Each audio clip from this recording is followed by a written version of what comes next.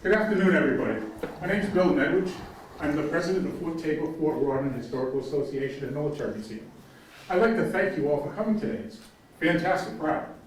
This is the second of our monthly speakers. Crowd seems to be getting bigger and bigger. I'm going to have to start moving stuff. So it's like we're trying to bring the museum back, get active again due to the fact that, as everybody had a problem with COVID, we lost our impotence, say, of doing some stuff. And we're pushing more and more to bring it all back. We're going to have, next month, we are going to have a 3D presentation. The gentleman's coming in. And yeah, you get those funny little glasses with the red and green lenses and all, looking at the stereoscopes from back in the Civil War era, if I'm not mistaken. Okay? So it's going to be pictures and you'll be able to see the 3D effect that they saw back during the Civil War, which was state of the art. Today's presentation is the Compact with the Whale. It's presented by Mr. Mark Mello, who's the president of the Civil War Roundtable of New Bedford. He's all right guy. Depends on who you talk to. Yeah, that's usually. But again, I really like, I can't believe the crowd today. I'm just so happy. We have a lot of things coming up, folks. Just to name a few, this year is the 80th anniversary of Exercise Tiger. 80 years ago, April 28th, we had the horror of losing 749 servicemen. We're planning on doing a big thing. The cities, we're co-sponsoring with the city. If it does rain, we have the yacht club to use the yacht club to do the ceremony. We're going to have all of the refreshments here and the reception after. We're going to be unveiling 2 new displays on that day that we've revamped and redone. And it's probably, hopefully it's going to be a great crowd and a great day. So, again, thank you all for coming. Without further ado, Mr. Mark Mello.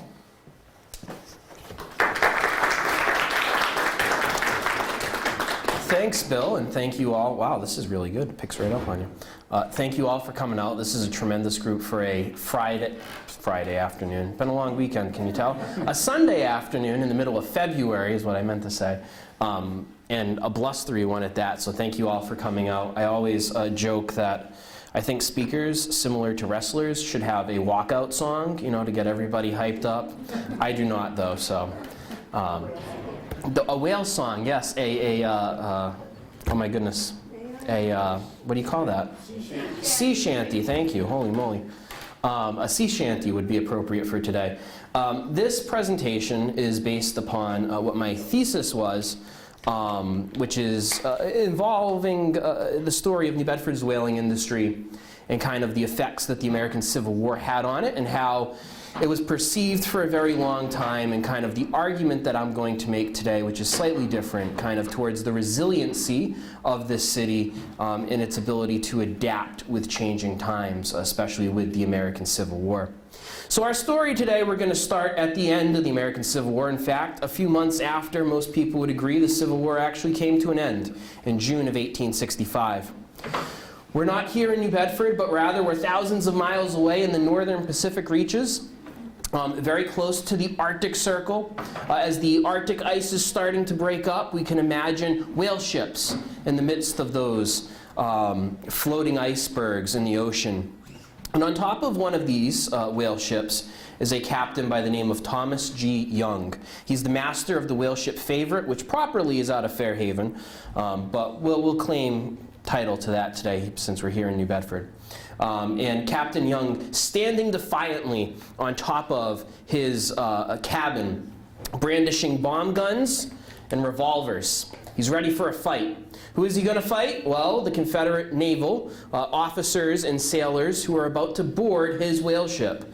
He's ready to not be one of the 31 other whale ships that have surrendered already at that point to Confederate commerce raiders. He is going to be different. He's going to make a stand and defend his whale ship as a good Yankee captain should. His coverage, perhaps, as his crew and the Confederate naval officers who write about this incident describe it as being inspired by liquor. One of the Confederate officers saying that he was 3 sheets to the wind as they boarded the ship. So perhaps a liquid courage rather than regular fortitude. But he was determined not to allow his ship to fall to the Confederate commerce raiders. Against the urging of his crew members to stand down, Young replied, "I have only 4 or 5 years to live anyway, and I might as well die now as any other time, especially as all I have is invested in this ship, and if I lose it, I will go home and die penniless and a pauper."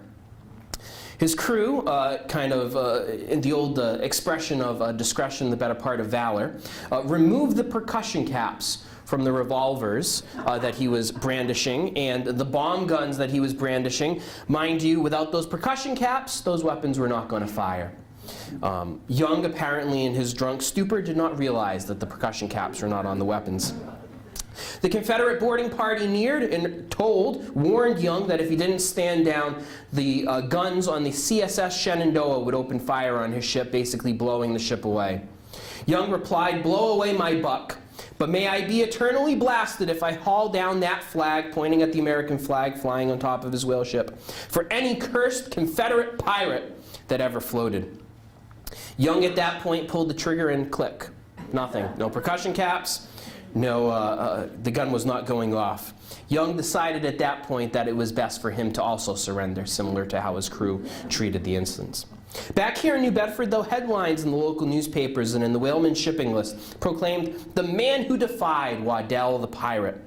He became kind of a local folk hero, if you will, for his stand against the Confederate commerce raider.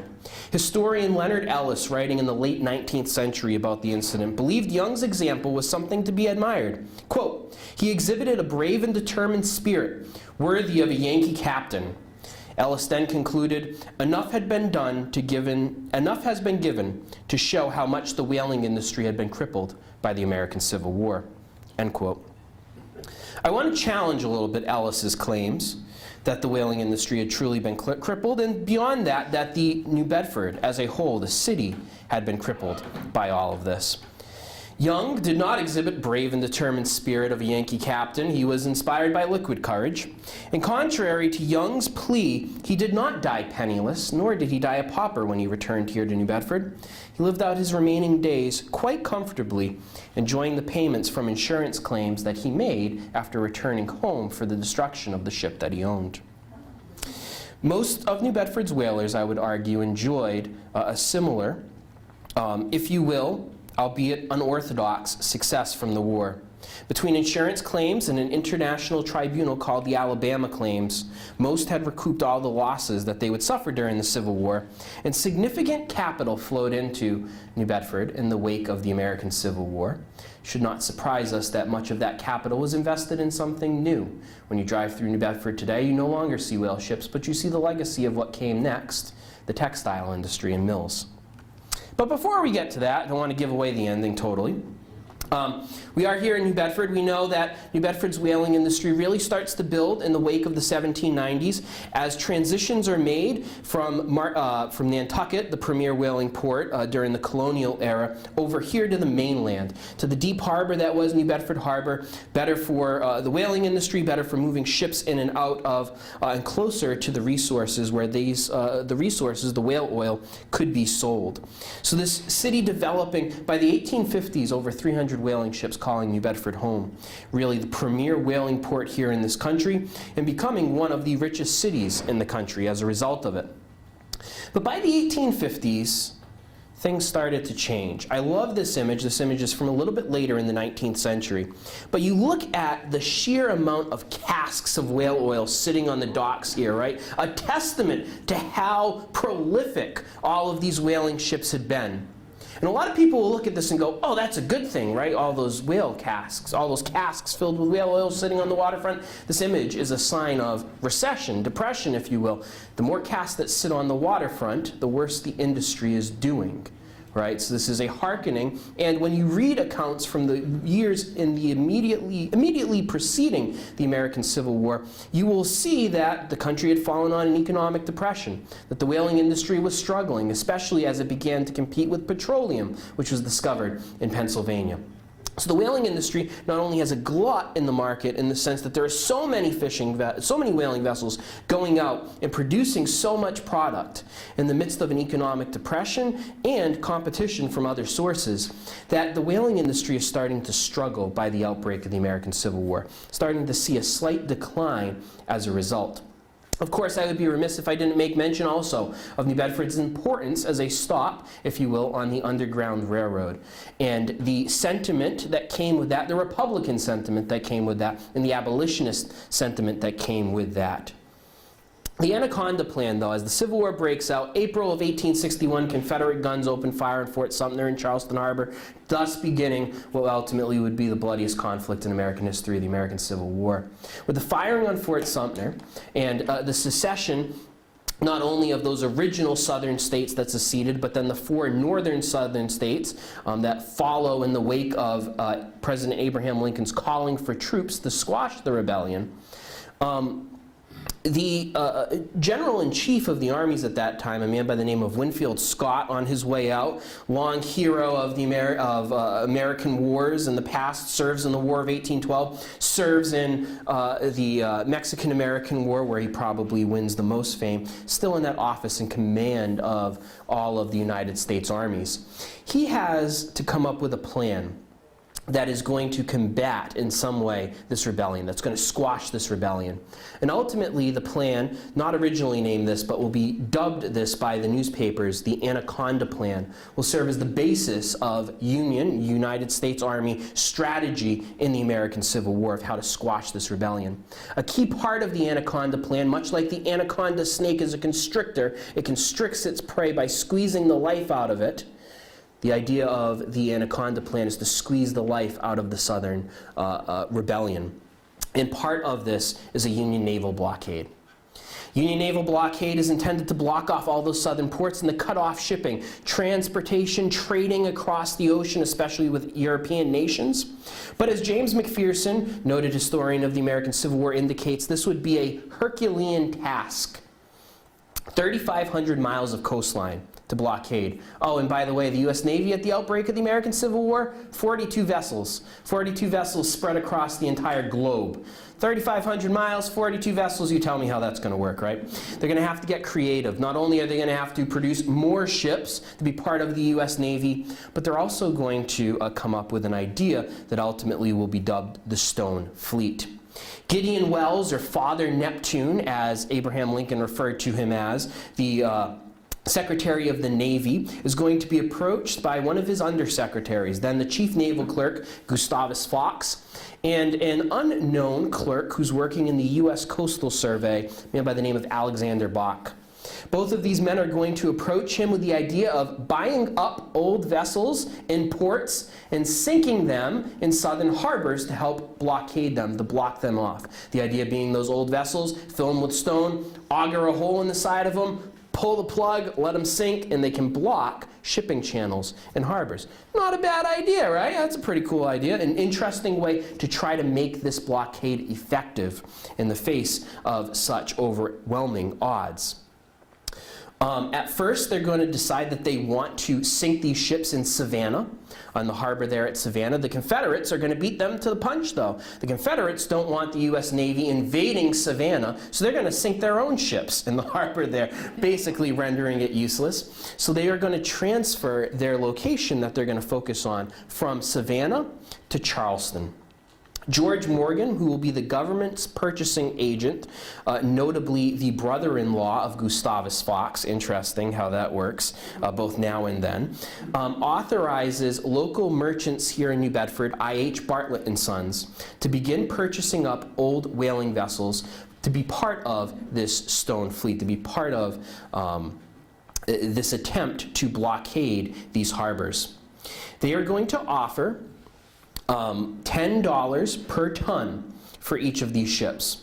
The average whaling vessel at that time usually being somewhere between 250 to 500 tons. That means about $2,500 to $5,000. I always equate this to, if you're familiar with the old cars for cash, you know, clunkers, turn in your clunker for cash, right? Kind of a similar deal. At that point, by the 1850s, many of the whaling vessels here in the harbor were outdated. They were becoming older and dilapidated sitting here in the harbor.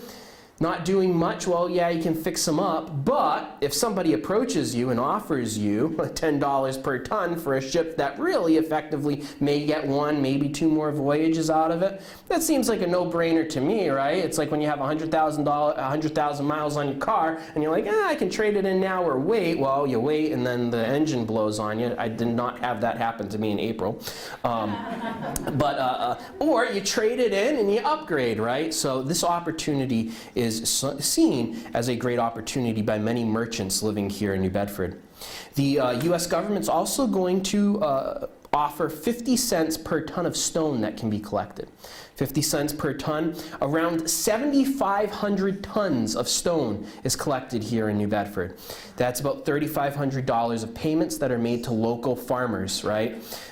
Historian David Drury said this, quote, "Generations of farmers had used those walls to keep their cattle and livestock from wandering off. Now these stones were to provide a different kind of barrier," end quote. So literally there's a mania almost that ensues in late 1861 of local farmers tearing down all of their stone walls to turn it in for some quick cash. Our soil here has no shortage of rock, right? Thanks to glaciers and all that for that. So, you know, it was an easy deal for an easy decision to be made by many of these farmers. By November of 1861, 16 whaling vessels had been purchased here in New Bedford and would begin to make their journey south. There is this famous image here of the stone fleet sailing out of New Bedford. We can imagine these old dilapidated ships. This point, I usually when I give this talk don't have the privilege of doing this, but we can imagine them sailing literally right down the harbor, past the point here, and out into the ocean. Those 16 vessels are laden down with all of that stone as a ballast within it. A hole has been augured in the side of all of those whale ships, and a plug has been placed in. The intent is when you arrive where your destination is, you're going to knock the plug out and just let them sink into the harbor. Later, in January of 1862, just 2 months later, 10 more New Bedford whalers are purchased by the federal government for this purpose. So all in all, 26 New Bedford whalers, our old whaling vessels, are purchased and reutilized in this fashion. As those ships make their way down, some of the prominent merchants here in New Bedford are going to be part of this voyage, one of which, Rodney French. Rodney French, well-noted merchant here and abolitionist, known in the pre-war years for getting into a lot of arguments with his southern counterparts about the institution of slavery, jumps at the chance to be part of this opportunity to blockade southern ports. And he will be dubbed by his fellow captains in this enterprise as the Commodore of the Stone Fleet. They arrive in Charleston Harbor, and they begin the process of sinking most of those vessels in the main shipping channel there in Charleston. At first, as you would imagine, it's pretty effective, right? You can't get ships through. They kind of stagger the ships in a way that you couldn't navigate through them by sail. So they're really trying to effectively blockade this harbor. About a year later, though, a U.S. naval officer will go through the main shipping channel and indicate that most of the ships had deteriorated and rotted at that point. So all in all, not long-term success, but perhaps temporary success. Enough success for the U.S. Navy to hopefully build its armada, build its fleet, in order to continue on with the effective blockading of southern ports. But for those living here in New Bedford, right, this is a source of income in the midst of war, as it's becoming more and more difficult to get a ship out to sea in the middle of war. Insurance rates are skyrocketing, other factors. This is an easy way to turn over an old ship that may not have much value to you anymore. Their counterparts, though, the Confederate government, is going to make the decision at the beginning of the war, shortly after the blockade is proclaimed by President Lincoln, that they are going to issue letters of marque and reprisal to private naval private shipping vessels in the American South. The whalemen's shipping list said this in April of 1861, quote, "The letters of marque and reprisal is a war upon private property and stands in marked disgraceful contrast with that of the President's proclamation in which he declares the rights of private property shall be respected." This is before Sherman, by the way. The next step of the Confederates in rebellion will be to confiscate all debts from Southern men to Northern creditors, end quote. So, as you would imagine, merchants here in the Northeast are not happy with this. Basically, the Confederate government is going to people who already own ships, merchants who are in the South, and offering them letters of marque. Which letters of marque, if you go far enough back, right, this is piracy in the essence that it's government-sponsored piracy. The government's basically telling individual citizens that it's okay to attack certain countries' naval forces or merchant marine during the war, right? This is how the famous Pirates of the Caribbean kind of get their start much earlier, at least a century and a half earlier. But nonetheless, that is what the Confederate government is doing. They're basically telling these private citizens that they can go out and start harassing the Northern merchant marine. This is relatively ineffective, though. All in all, the letters of marque lead to several privateers capturing 3 whalers. Only 3 whalers are captured by these privateers, and all 3 of them were out of Provincetown, Massachusetts. New Bedford remains untouched from the privateers. But this idea, this concept, is going to set about a different tact, if you will, for the Confederate government, a different way of going about this. The idea of a Confederate commerce raider, or just a commerce raider. A commerce raider, unlike letters of marque and reprisal, where private citizens and their vessels are basically being authorized by the Confederate government to attack Northern shipping, these will be commissioned naval vessels in the Confederate Navy. The people working on these ships, the people manning these ships, will be commissioned naval officers and commissioned sailors. So this is a slight difference than a letter of marque and reprisal, where private citizens are being given the okay to basically harass, versus actual naval vessels and actual crews that are part of the Confederate Navy serving on these vessels. I point this out to you because individuals like the man pictured on the right there, Raphael Semmes, who will become the captain of both the Sumter and later the CSS Alabama, will hop on this idea again and again. They argue that they are not pirates. People here in New Bedford think they're pirates. They argue, though, that they are within the confines of war, that they are doing the job of naval vessels. It's just, instead of attacking the U.S. Navy and attacking other naval vessels, they're going to attack the merchant marine of the North. Raphael Semmes is a very interesting character, and perhaps he can be the arch villain, if you will, for us here in New Bedford, because he knows something that not many others in the American South do. He is going to target the whale fishery. Semmes in his memoir will write this, quote, "I resolved to strike a blow at the enemy's whale fishery off the course of the Azores. His vessel, this is the second vessel that he had captained, the CSS Alabama, will be launched from Birkenhead Iron Works in Liverpool on July 29, 1862. That's important because in the sense that as he is leaving from England, as they have this new vessel, the CSS Alabama, as they are leaving, that is towards the end of the summer. And something is happening with whales in particular at that time of year.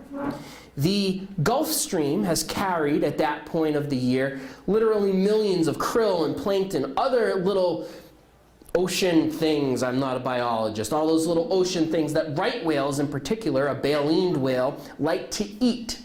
Right whales begin to congregate off the coast of what we know as the Azores around that time of the year in late August through September and into early October, because there is so much food being dumped there by the Gulf Stream and the currents just pulling all of that there. Why does a Southerner, Raphael Semmes, know this? Well, before the war, he had worked in the U.S. Navy. And one of his jobs in the U.S. Navy was as the lighthouse superintendent. His job was to acquire oils and other products to be burned in lighthouses and to make sure that they operated properly. Well, what's one of the primary illuminants in lighthouses at that time? Whale oil.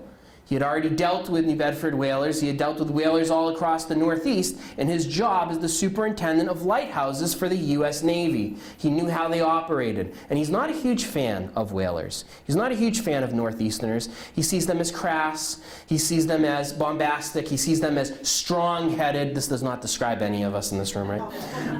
Not at all a New Englander, right, with any of those things. He's not a huge fan of these people, and he really does not appreciate people like Rodney French, who are very boisterous and outspoken abolitionists. He has this insider information. He knows that much like the whales are going to gather off of the coast of the Azores, well, the people who hunt the whales will also gather there at that time of the year. He says this, quote, "Unlike the ships of commerce, the whalers are obliged to congregate within small, well-known spaces of ocean and remain there for weeks at a time, whilst the whaling season lasts. It was the most obvious thing in the world that these vessels, thus clustered together, should attract the attention of a Confederate cruiser." End quote. You try to find a merchant vessel, a trading vessel. Sure, you can go through the main channels of shipping, right? But you're almost trying to find a needle in a haystack in the midst of the ocean. Whalers are at the distinct disadvantage of you got to go to where the whales are, which means they congregate at certain times of year. In only 5 days, the Alabama will capture 4 New Bedford whalers, costing 4 separate merchants approximately $71,000 in money at that time. By the end of the Alabama's cruise, the voyage of the Alabama, they had captured a total of 16 whaling vessels, and half of those 16 were from New Bedford, 8 out of the 16. In all, Semmes and the Alabama destroyed $218,000 worth of product, supplies, and vessels. So by 1863, early 1863, between the Stone Fleet and the actions of Semmes and the CSS Alabama, the whaling fleet here in New Bedford had been reduced at some percentage point between 20 to 25%, about 20 to 25% reduction in size of the fleet as the 1863 dawned. And this brings us to this vessel, a vessel that would be an even bigger thorn in the side of New Bedford whalers than the CSS Alabama, the CSS Shenandoah. James Bullock, the Confederate operative in England, went about procuring this vessel in 1864. It was the Sea King. It was an English vessel that gets purchased by the Confederate government and rechristened as the CSS Shenandoah. It gets outfitted off the coast of England with things like cannons and other weaponry and armaments to kind of obfuscate any English doing in all of this. We'll see how that turns out in the end. James Waddell is selected as the captain of the Shenandoah. And on October 5th, 1864, as the Shenandoah is ready to set sail, Bullock will send Waddell this order, quote, "Sir, you are about to proceed upon a cruise in the far distant Pacific, into the seas and among the islands frequented by the great American whaling fleet, a source of abundant wealth to our enemies and a nursery for their seamen. It is hoped that you may be able to greatly damage and disperse that fleet, even if you do not succeed in utterly destroying it. Following in the wake of the success of the CSS Alabama and attacking the whaling fleet, the Shenandoah and the captain of the Shenandoah, Waddell, Lieutenant Waddell, are literally being given orders through Bullock from the Confederate Navy to attack the whale fleet in the Pacific." So the Shenandoah begins to make its way around the world voyage. When all is said and done, they will have circumnavigated the world. And every major ocean besides, really technically the Indian Ocean, they will have sailed through. I want to give you an example of what the process was like of the capture of a Confederate, of a whaling ship. How did that go about? What did that look like? Well, by December 4th, 1864, the Shenandoah is in the southern Atlantic. And it's there that they happen across a whaler by the name of the Edward out of New Bedford. Captain Charles P. Worth, master of the Edward, described the weather that day as being thick. It's a very cloudy day. and it's a very stormy day. A lot of clouds and thick fog are filling the air, and the Edward is sitting idle. The reason why the Edward is sitting idle is because they have just captured a whale. They are beginning the process of quote-unquote cutting into the whale. So if we imagine life on a whale ship, right, we spot a whale, we drop our whale boats out into the water, our crew members begin to row out to that whale, our harpooner will grab the harpoon, thrust the harpoon towards the whale, ideally sticking it into the whale. I always used to tell folks when I used to work here in New Bedford, the harpoon does not kill the whale. Think of the harpoon as the hook. That is a mechanism to connect to the whale and to begin that process. The killing lance, which ideally after this whale is tired, is what will actually kill the whale in the process. Maybe after hooking on with the harpoon, hopefully you can get multiple harpoons into it. Hopefully right whales are relatively docile creatures, unlike sperm whales, which are more likely to give you a big fight. But it may take you on a Nantucket sleigh ride as it takes off swimming across the water, and you go on this harrowing journey across the ocean as the whale tugs you along. Ideally, for the whale crew, at least not for the whale, but ideally for the whale crew, the whale will tire and then you can kill the whale. Then you have to drag that whale all the way back to the ship, and thus begins kind of this industrial process of beginning to process the whale. They'll go down with massive knives and begin to cut away all of that blubber and peel it off, as illustrated here in this picture. As they peel off all of that blubber, it'll be taken into the try-works, that massive kiln or fireplace, if you will, on the ship, which will render all of that blubber down into the oil, which gets stored in casks put below in the ship. So this is the process that the Edward is undergoing when the Shenandoah is lucky enough to stumble upon them. So the Shenandoah begins to sail up. They see the Edward. They begin to approach very slowly. Of note, the Shenandoah, as approaching these vessels, would very rarely fly the Confederate naval jack or the Confederate naval flag. They typically would fly the flags of other nations, including Russia when they got up into the Arctic area. I'm not sure exactly which one, but they would fly the American flag, they would fly the Russian flag, they would fly the English flag as a point of deception. Whalers do not like that. This is a cause towards the pirate column, perhaps, right? This deception that is being used. They would approach, but the Edward doesn't even really see the Shenandoah because of the weather. It's so thick and they're so busy at processing this whale. By the time they realize that there is a vessel basically knocking on their door, it's too late. Longboats have already been lowered from the Shenandoah, and Confederate naval sailors are beginning to approach the Edward from all sides. Captain Worth has no choice but to surrender his vessel. The crew of the Shenandoah would then spend the next 2 days stripping the ship of all valuable material. Unfortunately for the Confederates, on one hand, this is the first whale that the Edward had caught, so there's no real product that they're going to destroy because they were just processing their first whale. Fortunately, though, on the flip side, for the Confederates, they had just left New Bedford, which meant all of their supplies, for the most part, were relatively untapped. So the Shenandoah was not just going to destroy all those supplies, right? They are going to strip the vessel of all those supplies, bring it on, and they will use that for themselves. They will then burn the ship.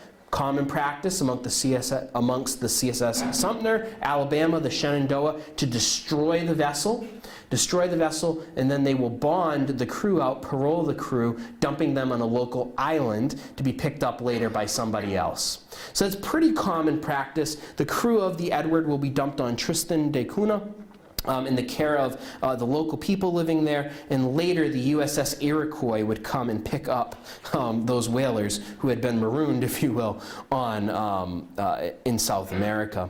The prize was worth about $20,000. Not a bad first catch, if you will, for Waddell.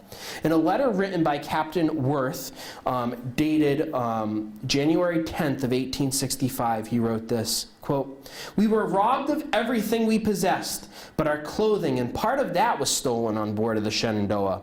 We were boiling our first whale when captured, which would have made us about 100 barrels of oil. My officers, crew, and myself are dependent on the U.S. consul at this place." At that point, they were in Cape Town. "Not one of us left with a single dollar in our pockets," end quote. The Shenandoah would continue on towards Melbourne, Australia, where they would refit, and after that they would begin to head north up into the Pacific, beginning in earnest to hopefully move towards what their goals, what their orders were, right? To attack the whaling industry in the northern Pacific.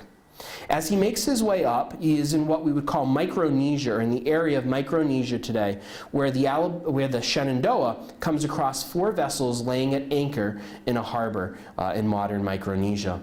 And all of them were American whalers. Only one of them was from New Bedford, though, the ship Hector. But all 4 were valuable prizes. More valuable, though, than the destruction of those 4 whalers for Waddell was what he got from the holdings of those vessels.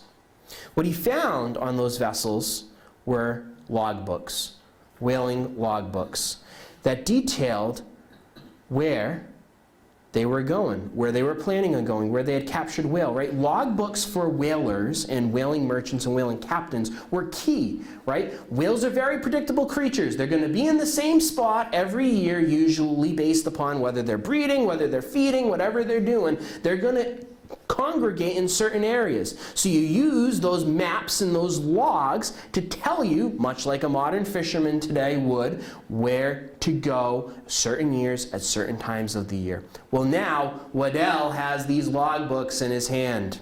He is jubilant. He jubilantly recalled in his memoirs, quote, "With such charts in my possession, I not only held the key to the navigation of all the Pacific Island, the Oshkosh and Bering Seas, and the Arctic Ocean, but the most probable localities for finding the great Arctic whaling fleet of New England without a tiresome search." End quote. Waddell now held the tool in his hand, if you will, which would help him to bring to fruition much of what the Confederate Navy had ordered him to do. Ironically, it's the whalers themselves that provide him with that key. Waddell turned the Shenandoah north and arrived off the Kamchatka Peninsula by May of 1865. By this time of year, in the reaches of the northern Pacific and into the Arctic, those solid masses of ice begin to break up. And as those solid masses of ice begin to break up, it gives way to those abundant whaling grounds, where the bowhead whale and other Arctic whales, shouldn't surprise us, whales that live in cold water have a lot of what?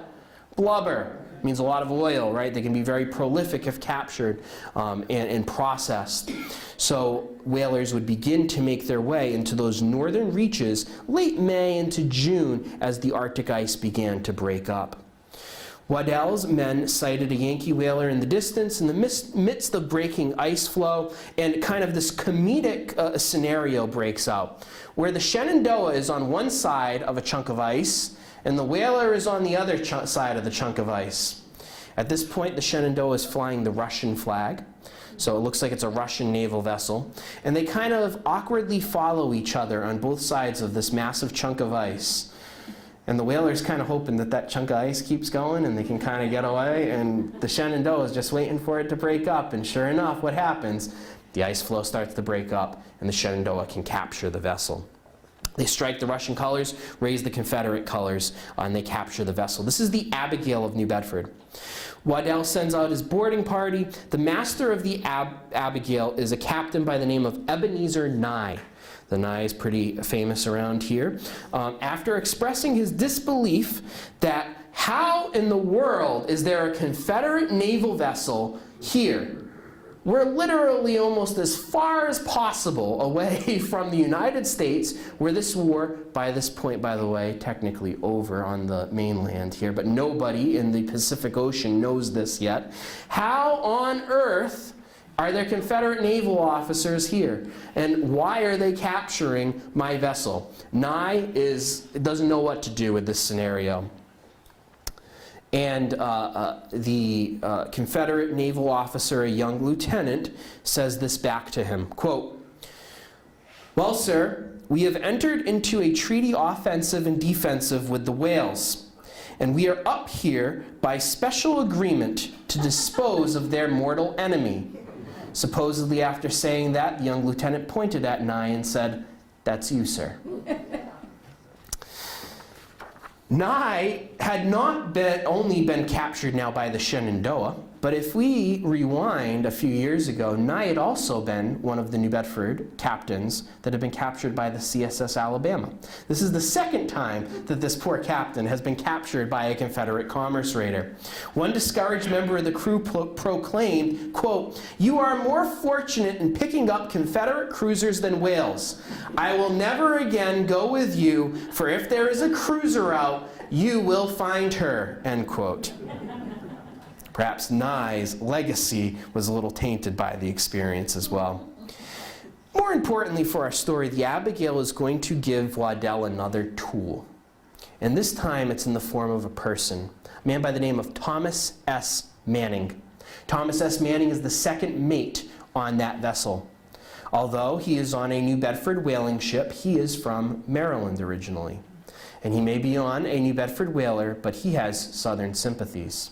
So when the opportunity presents itself to offer these Confederate naval officers and men help, he will offer his services to them. Now Manning, a second mate, not only could help to read the logbooks and the charts, but he literally knew where most of the whaling vessels were at that point because they had all been in communication with each other and these things would happen. They all kind of had a rough idea of where they were. So now Waddell has a man that not only has logbooks that tell him where they should be based upon the past, but literally has insider information, if you will, as to where those ships would be located this year, this season. And Manning is going to provide some excellent service to Waddell, unfortunately, for those back here in New Bedford. On June 21st and 22nd, the Shenandoah would capture 4 more New Bedford whalers and bond a 5th one, an estimated of $261,000 in damage in money at that time. At that point, Waddell does receive some tangential reports of Lincoln's assassination and Lee's surrender. The captains at that point, who had just left San Francisco, are going to indicate that the latest news from San Francisco is that President Lincoln has been assassinated and that the war is over. Well, Waddell will not take their word for it. He wants to see proof, written proof, and they don't have any newspapers. So he's going to continue on his voyage. Some will obviously criticize him for that decision now because he has an idea, at least, that the war has come to an end. Ultimately, though, several days later will be the single most destructive day for the New Bedford whale fleet during the American Civil War. June 27, 1865. Early that morning, Waddell spotted 11 whale ships in the distance. First, the Shenandoah easily captured the New Bedford whaler, the Waverly, and burned it. The Waverly was kind of a smaller vessel, kind of a slower vessel, didn't really stand much of a chance. But as Waddell turns towards the other 10 vessels, something interesting has happened. One of the vessels, the Brunswick of New Bedford, had lost a battle with an iceberg. Okay? The whale ship had run into the iceberg. They had sustained just too much damage to effectively, they had not sunk yet, but too much damage to effectively do anything. They were not going to get back to San Francisco. They weren't going to get back to any major ports. So 9 other whaling vessels in the area are kind of congregated around them, and they're in the process of not only auctioning off all of the possessions of the Brunswick and kind of divvying out crew members and figuring out where all the oil that's on board is going to go and where all the supplies and other tools are going to go. But they're also kind of all sitting around, chatting, kind of hanging out, congregated close to each other, right? This is ideal for the Shenandoah, the sitting ducks. So Waddell is going to send out 4 of his longboats. They're basically going to encircle this massive gathering of whale ships. And really, for all intents and purposes, the whalers, who do not have much more than bomb guns, some of them which are used for whaling, and or revolvers, are going to decide, there isn't much that can be done about this, and they will all surrender, save one. And this is where our story, which we began with Captain Young, comes into play.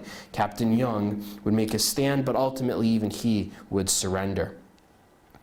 Of these 9 vessels, besides the Brunswick, because the Brunswick had already been damaged. So technically, of these 10 vessels, 7 were from New Bedford. In addition to the Brunswick, the ships James Murray, Isaac Howland, and Nassau, and the barks Congress, Hillman, and Martha were all part of the catch. And then the Favorite, of course, too, was out of Fairhaven, for all intents and purposes, basically the same area. Many of the investors in the Favorite were New Bedford merchants as well, as we would see often at that time. It's not so much of a clear divide back then. At one point, there was no divide even, but not as clear of a divide as there would be today between the two sides. The Shenandoah that day burned $340,000 worth of ships and product. They bonded one vessel for $37,000. And so ultimately, this one day of destruction cost somewhere in the area of $370,000 in money at that time. That is more in one single day than the Alabama destroyed in its entire cruise, several-year cruise a few years before. Arguably, the warning shot that the Shenandoah fired that day can be considered the last shot fired in malice during the American Civil War in June of 1865. Waddell at that point will have newspapers on some of these other ships that are going to tell him that the war is over. So he's going to decide the best thing to do is not to go back to the United States. It's probably not a good idea. He's going to go back to England, and he will surrender himself to neutral authorities in England by November of 1865. So November 6th of 1865, they are technically the last active Confederate force in the field to surrender during the Civil War. Months after Lee had surrendered, after Johnson had surrendered, much earlier in that year. From the Confederate perspective, the cruise was a complete success. But from the Union side, we could argue it was a complete disaster. In total, the Shenandoah captured 38 ships, destroying 34 of them and bonding 4 others. The bonding is when they captured a whole bunch of people and they could not, just drop them somewhere, they weren't close enough to that, they would take one of the vessels, usually the least valuable vessel, and they would put all of the people on that vessel and hand them a bond, basically, that said that when they returned, they had to pay the Confederate government the value of that ship. So in this case, on that day, $37,000 was the worth of the ship that they did not destroy.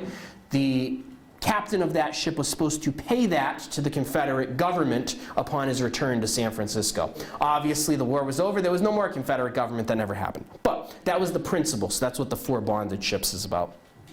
The cruiser destroyed well over $1 million worth of value at that time, not in our money. $1 million worth of value.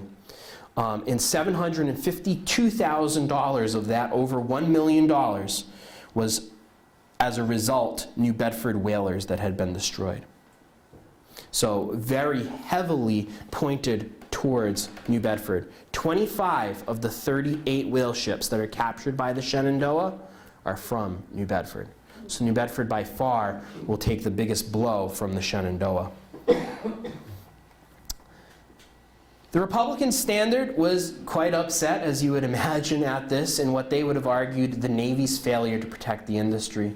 Quote, "It seems that there has been a gross negligence on the part of the government in leaving so important a branch of national industry and so much property without adequate protection." We see the effects of the war not only on the destruction of vessels themselves, as we'll look at a graph here in a minute, but on the return of vessels during the war years. You'll notice this is each year from 1856 to 1876, how many vessels returned to New Bedford each year. So the 1850s, we kind of see that peak, right? The industry is peaking in the late 1850s, and that pretty precipitous drop and decline being during the war years. Specifically, notice between 1864 and 1866, when the Shenandoah is doing its worst, literally, to the industry. The number of whaling vessels in the whale fishery, you'll notice here, this is the entire country, that blue line that runs through the graph here. You'll notice a very precipitous drop. And what years are those between? the American Civil War. There'll be a slight resurgence of the industry after the war, and then by the 1870s with Arctic disasters, there's a horrific Arctic disaster where a ton of ships get caught up in the Arctic ice, they stay up there too long, they get destroyed. The industry will continue to diminish through the latter half of the 19th century. However, fewer vessels coming back, fewer vessels going out means what? Less product. Which means what? In our good old economic class, right? Supply and demand, right? Prices will go up. On the flip side, we see a massive spike in prices for both whale oil and sperm whale oil during the years of the American Civil War. So for those who are able to get ships out and back, there is kind of a boom in the industry. They're getting more money for the same amount of product. But also, hardly any whaling merchants that were worth anything would send a vessel out without insurance.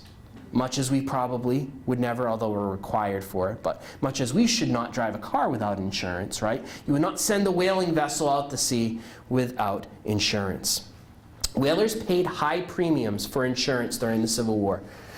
Sometimes you're looking at an additional 5 to upwards sometimes of 10% on top of typically what you would pay for insurance. Here on this chart you can see actually that one of the rates is at 15%. I spent a lot of time, and my eyesight probably suffered from it, at the New Bedford Whaling Museum. Such an awesome institution, in addition to this awesome institution too, of course. But going through the archives there, going through the library there, and looking at insurance record after insurance record after insurance record. My goal ultimately was to try to find all of the New Bedford whale ships that had been destroyed during the war, and to try to draw some comparison between how much insurance was taken out, how much money people made back from all of this. That's imperfect because the records there are not exhaustive. They don't have records of every vessel. But what could be deduced from this is a few important things. One, merchants at that time very rarely just outright owned one vessel. It's usually similar to how a corporation would work today, where you buy shares in a company, right? Whaling vessels worked in a similar way. People usually owned a share of a whaling vessel in the catchings and its supplies on board. Very rarely did they own a vessel outright. So that diminishes any individual's effect of something like a disaster, right? When you spread out the load, right, that means that it's not going to hit any individual as hard. But what you also see here is that literally this person, John Swift is the man that is taking out this insurance policy. These are all of his insurance policies and all of his records. If you want to look at it more closely, you can take a look at it later. But basically, each one of the insurance companies that he's taking out that insurance policy from, the Atlantic Mutual Insurance Company, the Pacific Mutual Insurance Company, so that's what's listed in this column. What is he taking the insurance out on? When you look closely at some of those descriptions, some things are literally the ship and all of the possessions and the outfits on the ship, as they would have called it. So taking out insurance on the ship and the outfits. In some cases, if you were lucky enough to get letters or reports back from whale ships of how much whale oil had been captured, or they dropped off a catch somewhere, like in San Francisco or something, to be sold and to kind of bartered with, you could take out insurance on the catchings that were on the vessel. So we see here that literally he, in one case, is taking out the catchings of what's on one of the ships. So not only is the ship insured and everything on the ship, but also some of the product that was on the ship he is getting insured. What we see again and again from this is that when all is said and done, and all of the insurance companies did not love this time, there are massive payouts to a lot of New Bedford merchants who live here. They're going to almost always recoup most of the losses from the destruction of their ships through insurance payments out from insurance companies. Another important point is the Alabama claims. In the post-war years, shouldn't surprise us, where was the Alabama from? Literally built in England. The Shenandoah was a ship. Several other Confederate commerce raiders were English ships that were purchased and or built in England. The U.S. government wants compensation from the English government for the destruction of their merchant marine at the hands of what they would have argued English either incompetence and or helping the Confederate effort, aiding the war effort. U.S. commissioners indicated 5 categorical ways that the British government should be held monetarily accountable for the effects of 5 different Confederate commerce raiders, among this the Alabama and the Shenandoah. 2 of these categories were important for New Bedford whalers, including, quote, claims for private losses growing out of the destruction of vessels and their cargoes, that makes sense, and, second point, the enhanced payments of insurance by private persons. So not only could a merchant here file a claim with the court in the Alabama claims for the literal loss of ship, possessions, things on the ship, but they could also file a claim for the enhanced insurance rates that they were paying during the war. There was a meeting in Geneva in 1872. The tribunal was composed of 6 people. Charles Francis Adams, of the famous Adams family here, and the Attorney General at the time, Maxwell Evarts of the United States, Sir Alexander Cockburn of Great Britain, and 3 neutral members from Italy, Switzerland, and Brazil. Ultimately, the tribunal will decide that the United States should be awarded $15,500,000 for all the destruction that happened during the war. These payments were to be made in a series from March 31st, 1877 to June 2nd of 1886. The British government ultimately paid a total of $16,292,607.26 to the U.S. government. The additional $790,000 was from accumulated interest, which had been placed on the original $15.5 million.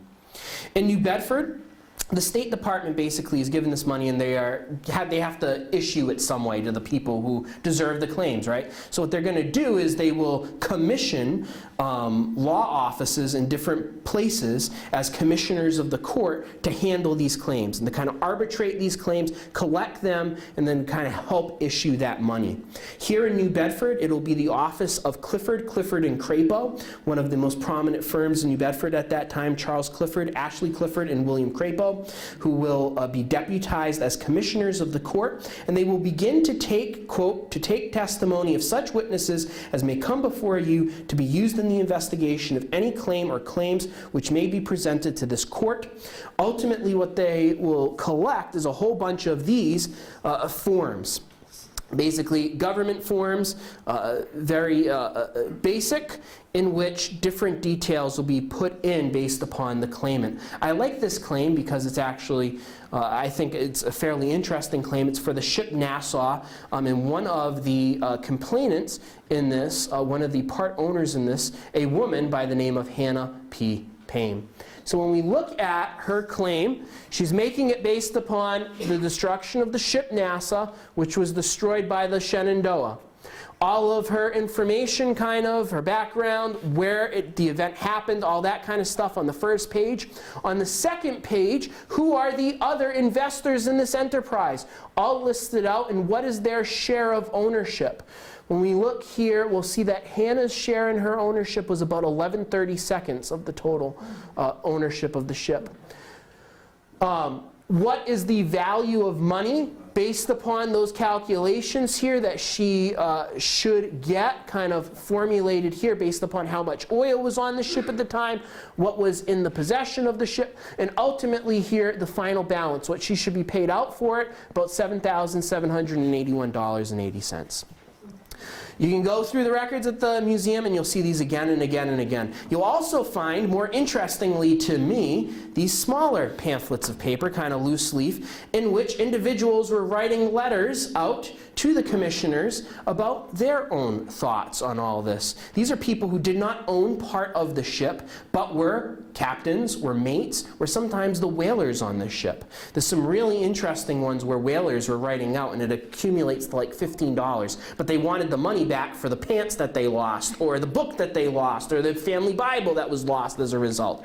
So these are fascinating in and of itself. I pulled two, one from a John Hallett, who was a captain at that time. And basically when you look at this, right, it's all of his personal items that got destroyed or taken by the Confederate commerce raiders, including a dictionary, a nautical almanac, his Bible, a trunk on here somewhere. Over here as well, another captain's claims, 2 quilts, and $6, the $4 that those 2 quilts were worth. I wish quilts were still only that much money. So these are fascinating documents. And I think what they prove to us, and almost all of the claims that are made by people here in New Bedford are issued ultimately by the court. So these people are seeing this money. They're getting this money. And when you get this money from insurance payments or from the Alabama claims, that money's not connected to anything, right? That's free of physical capital. The ship's been destroyed. If I'm a merchant, right, I don't have to invest in another whale ship. I can invest in almost anything. Well, in 1853, one of the first textile mill here, the Wamsutta Mill, right down the end of Route 18, or the beginning of Route 18, however you want to look at that, when it turns into kind of like this highway to nowhere. Did I say that out loud? I'm sorry. The Wamsutta Mill, one of the first textile mills here in New Bedford, as we start to see the advent of steam power becoming more and more popular in textile mills. New Bedford, this is not the place for a water-powered mill. I can tell you that for certain, right? The Acushnet River, as great as it is as a harbor, awful for water power, right? You need a river that drops. That river doesn't drop. That's why it's such a great harbor, right? No really effective water power locations. However, that's perfect for shipping in coal. It's perfect for shipping in coal, which can be burned to produce steam, which can power a mill. All of these factors are kind of coming together right around the American Civil War. More mills, more money to invest in mills if you're a merchant as a result of insurance claims and the Alabama claims.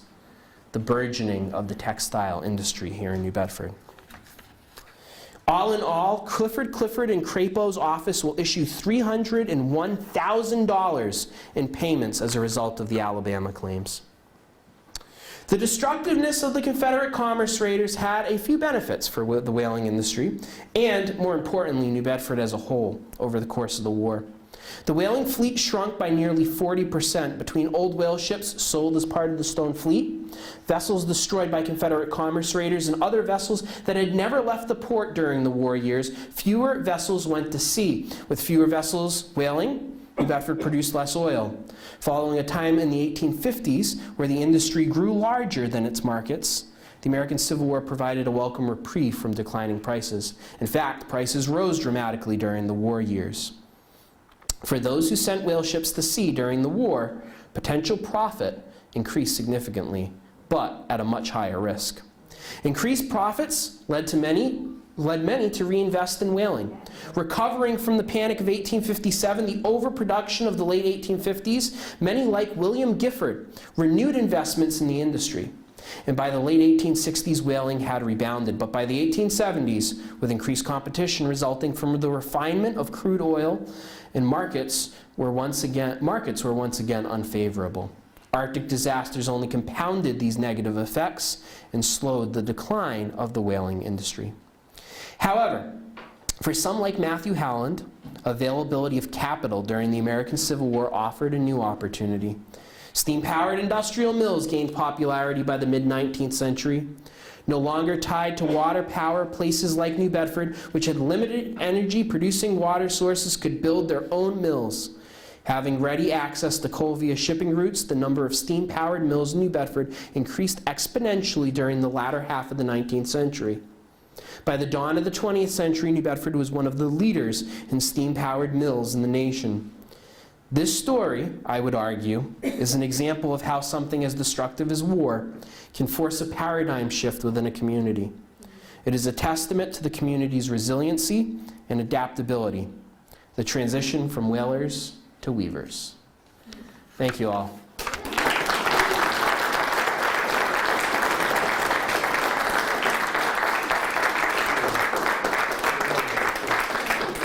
I went a little over. Surprise, surprise for those who know me. Do you have time for questions, or? Yeah, we have time for questions. Questions, yes. It's, in retrospect, it seems kind of silly that somebody from the south was also on the whalers, you know, from the north.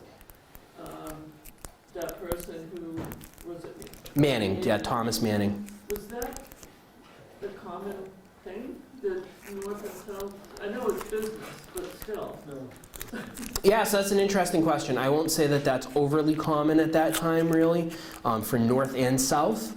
You will see, especially around that time, you know, there's an influx of a lot of Portuguese whalers and others who are coming here, but not necessarily from the South. I will say with Manning, where his story is kind of interesting, he's from Maryland. Maryland notably is a border state, and it's not all that uncommon to find some people sometimes in the war, this happens, where they'll be, you know, for reasons of schooling or for other opportunities, find themselves far from where they originally were from. That doesn't mean that their sentiments change or who they ally or believe to be part of, or what they believe in their hearts changes. But it's not all that you hear stories of people like the Culps at Gettysburg, where one of the sons is studying in the South, and the Civil War breaks out and he ends up enlisting in the Confederate Army. So those stories happen. I won't say that a Southerner on a northern whaling ship here in New Bedford, though, is a common story. But it has that caveat of he's from Baltimore, Maryland, and Baltimore is a border state, so they nominally at least remain loyal to the Union, even though it's a slave-holding state. Yes?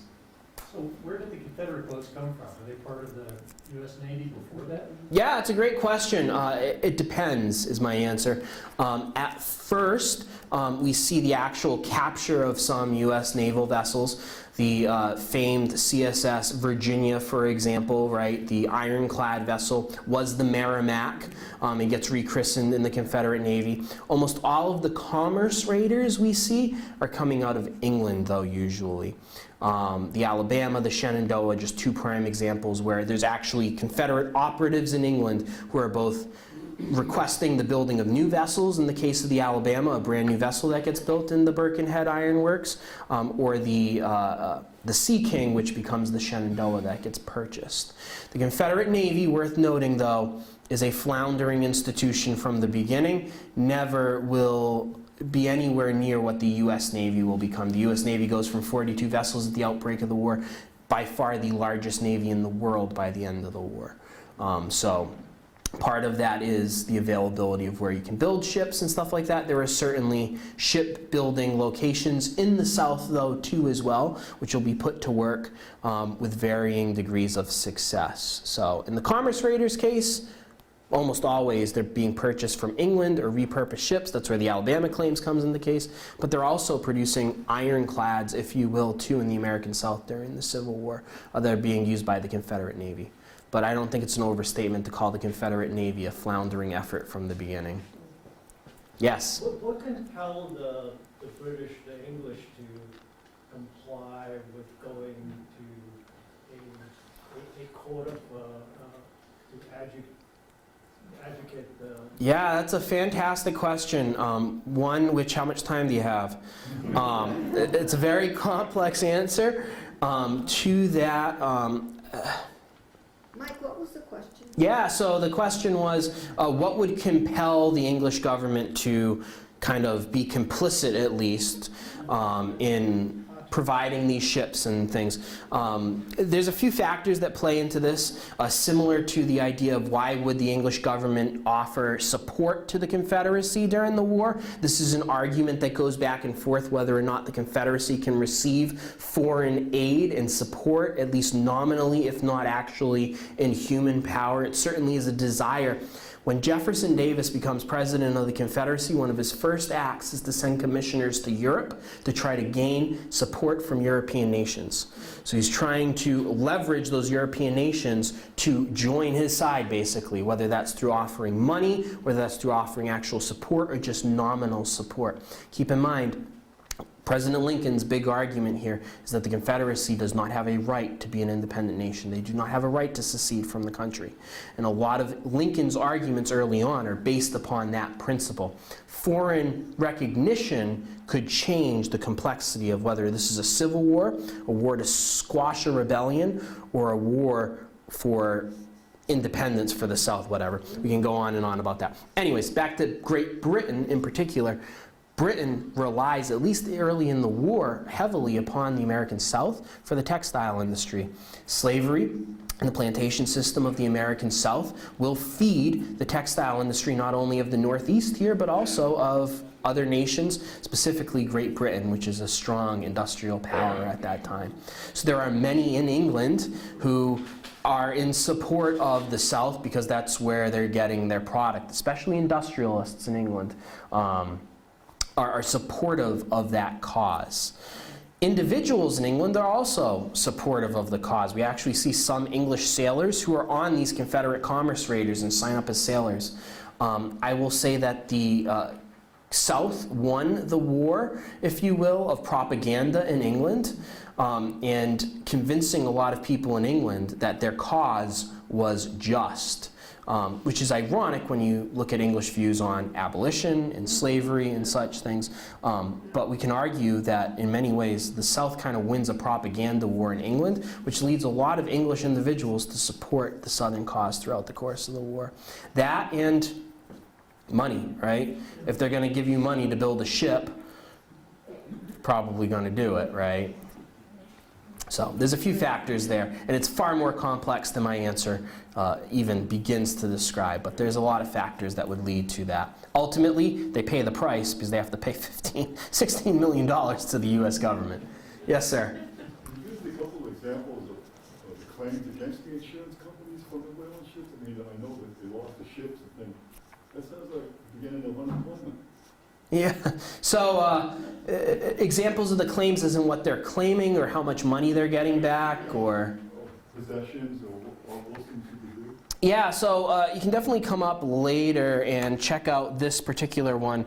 I have hundreds, literally, pictures of what is, in essence, is a spreadsheet of that time of this. And it's really on a case-by-case basis. I will say that you typically see the biggest things that you're taking out insurance on are the ship itself and the items on the ship. All the supplies, the tools, the harpoons, all that stuff, and all the value of those things. You'll also see the catchings being a big part of the insurance claims that they're making. And usually always, if the ship was destroyed, those insurance companies are paying them out. It's kind of funny though when you look at it because a lot of the insurance companies are the same ones that we use today. You see a lot of consistency across time. I'll hold my comments on insurance, yes. In the back, yes sir. Yes, sir. Thank you very much. This has been a very interesting presentation. My question is, were you able to determine, or at least make an educated guess, at the percentage of insurance claims and the percentage of perhaps the Alabama claims that were diverted and devoted to the weaving industry itself? That is a very good question. My answer is no, not a final number. I will say that there is more work to be done here. If anybody wants to take up the mantle and continue on, the information is there. I have that information. I can never actually make a final calculation. And because the records are not exhaustive, it's tough to make an exact estimate. From what I saw from the records and from a lot of the ones that stand out to me, you see most of this money, upwards of 75% of it, being invested in something other than whaling. But that I will not assert that that is the case across the board, but certainly the documents that I have and I've had the opportunity to compile, most of this money, more than 50%, upwards of 75%, I would argue, are being diverted, not solely to textiles and industry, but mostly in that direction. Okay, one more question, please. Thank you. Yep. In light of the amnesty of 1872, what was the fate of the captain and the crew? Great question. So you're referring to the Shenandoah in particular? The Shenandoah had a lot of English and Australian sailors on it in particular, so they were pretty much good. They were never going back to the United States anyways. Waddell, I have to actually look at what happens to him after the war. Specifically, he will return to the United States, though I don't remember when he returns to the United States, but he will return to the United States and will never, he eventually will, I don't know if he ever gets actual amnesty or he just kind of, oftentimes, you know, like Lee never officially received his amnesty after the war, but that would come much, much later, but nobody ever really prosecuted him or anything like that. And I think a similar thing happens to Waddell, but Waddell is not, I'd have to actually look before I gave you a solid answer. But he ends up in Canada for a little while, and then eventually he'll make his way to the United States. Personally gain in any way? I don't know. I mean, we could argue, yes, certainly, right, that he gained the benefits of everything that were on those ships, and in the long run, like, we could certainly make that argument. What that gain is, I can't give you an exact answer, but I would argue that yes. Yeah. One more quickie. What happened to the logs? That he had? I don't know. I don't know. I would imagine that they get turned over with the vessel, and I don't know what the English government does with that. I've never found any records of what happened to those. If you find them, let me know, though. Go to England. Yeah. Thank you all. Thank you.